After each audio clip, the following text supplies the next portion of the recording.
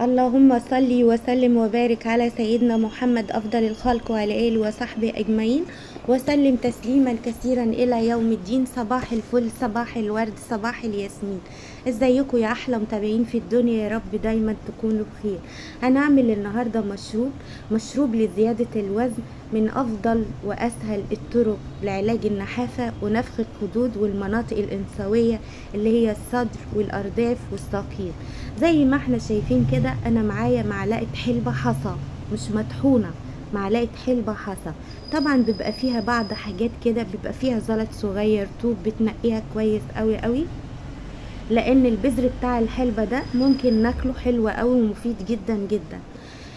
زي ما احنا شايفين كده، معلقة واحدة كبيرة. طبعا المج عليه معلقة، هتعملي 2 يبقى معلقتين، 3 حسب الكمية اللي انت عاوزاها.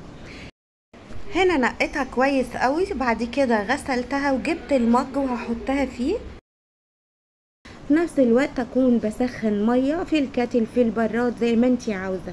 بعد كده بتنزلي بالميه السخنه بتاعتك على الحلبة وتسيبيها كده مع نفسها لمدة 10 دقايق.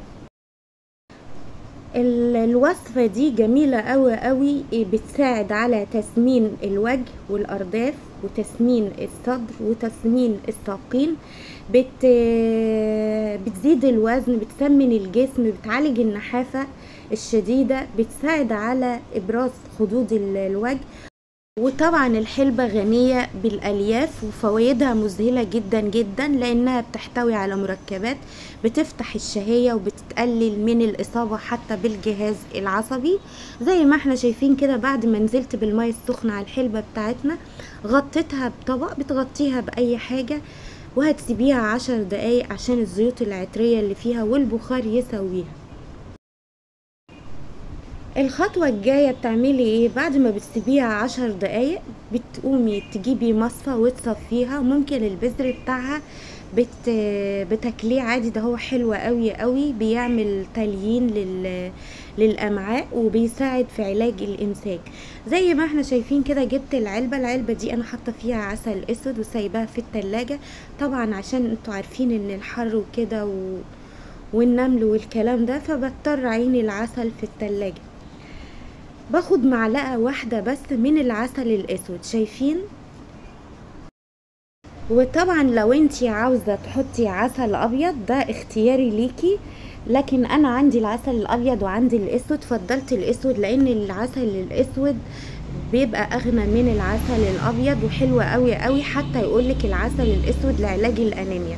حطيت معلقة وقلبت فيها كويس قوي في الحلبة، وبعد كده بتشربيها لما تهدى شوية لانها لسه سخنة.